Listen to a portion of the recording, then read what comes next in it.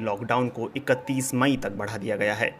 गृह मंत्रालय ने लॉकडाउन 4 के लिए गाइडलाइंस जारी कर दी हैं। कोरोना वायरस के कारण लागू राष्ट्रव्यापी लॉकडाउन का चौथा चरण सोमवार से शुरू होगा और इसमें लोगों को ज़्यादा रियायत और लचीलापन देखने को मिलेगा।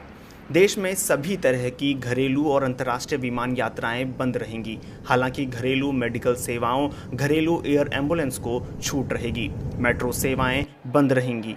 स्कूल, कॉलेज और अन्य शैक्षणिक संस्थान बंद रहेंगे। होटल, रेस्टोरेंट और हॉस्पिटैलिटी सेवाओं से जुड़ी अन्य सेवाएं भी बंद रहेंगी।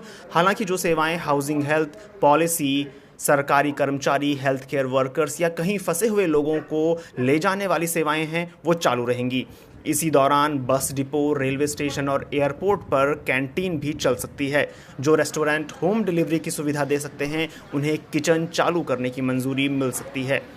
सभी cinema hall, shopping complex, gym, swimming pool, park, theatre, bar और ऑडिटोरियम आदि बंद रहेंगे। स्पोर्ट्स कॉम्प्लेक्स खुल सकते हैं, लेकिन वहां दर्शकों को आने पर प्रतिबंध रहेगा। सभी सामाजिक, राजनीतिक, खेल, मनोरंजन, धार्मिक कार्यक्रमों पर रोक रहेगी। सभी धर्मों के पूजा स्थल भी बंद रहेंगे। कंटेनमेंट जोन को छोड़कर बाकी जगहों पर कई गतिविधियों को शुरू करने की मंजूरी दी गई है।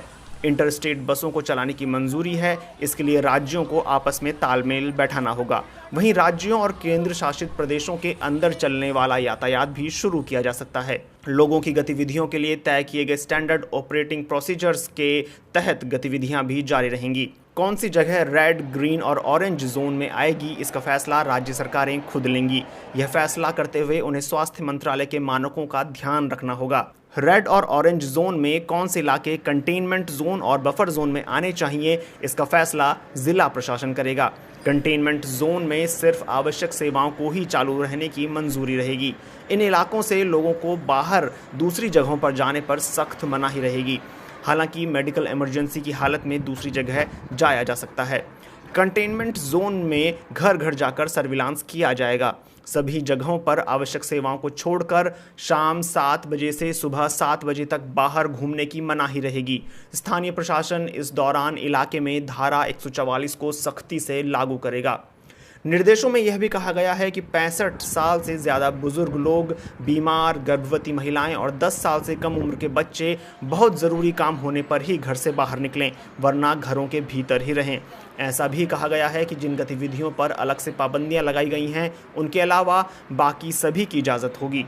हालांकि कंटेनमेंट जोन में केवल ज़रूरी कामकाज की इजाज़त रहेगी। ये भी कहा गया है कि राज्य और केंद्र शासित प्रदेश हालात का जायजा लेते हुए कुछ खास जोन में गतिविधि विशेष पर रोक लगा सकते हैं।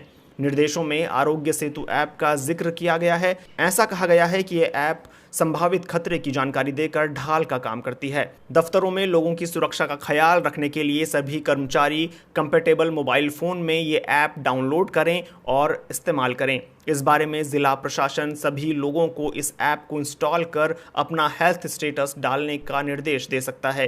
इससे उन लोगों का सही समय पर पता लगाया जाना आसान होगा जो इन्फेक्शन की जद में हो सकते हैं। ये भी कहा गया है कि सभी राज्य और केंद्र शासित प्रदेश medical professionals, nurse, paramedical staff, sanitisation करने वाले कर्मचारी और एम्बुलेंस को एक से दूसरे राज्य में जाने से कतई ना रोकें।